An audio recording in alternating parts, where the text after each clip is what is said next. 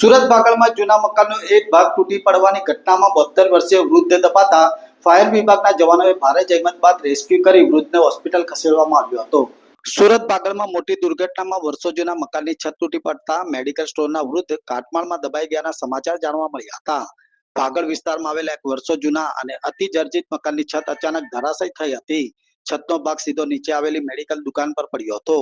તે સમયે 72 વર્ષીય મેડિકલ સ્ટોરના સંચાલક દુકાનમાં હાજર હતા અને કાટમાળની નીચે દબાઈ ગયા હતા. આ ઘટનાની જાણ થતાં જ ફાયર બ્રિગેડ અને 108 એમ્બ્યુલન્સની ટીમ તાત્કાલિક ઘટના સ્થળે દોડી આવી હતી. તો ફાયર વિભાગના જવાનોએ ભારે જહેમત બાદ રેસ્ક્યુ ઓપરેશન હાથ ધરી કાટમાળ હટાવી દબાયેલા વૃદ્ધને બહાર કાઢી લીધા હતા. આ વૃદ્ધ બેભાન અવસ્થામાં મળી આવતા તાત્કાલિક સારવાર માટે સ્મીમેર હોસ્પિટલમાં ખસેડવામાં આવ્યા હતા. જ્યારે આ ઘટનાના પગલે સમગ્ર વિસ્તારમાં ભારે અફરાતફરી અને દોડભાગ મચી ગઈ હતી. તો લાલગેટ પોલીસે ઘટના સ્થળે પહોંચીને આગળની કાર્યવાહી હાથ ધરી હતી અને મકાનની હાલત અને જવાબદારોની બેદરકારી અંગે પણ તપાસ કરવામાં આવશે તેવી વિગત પણ જણાવી હતી.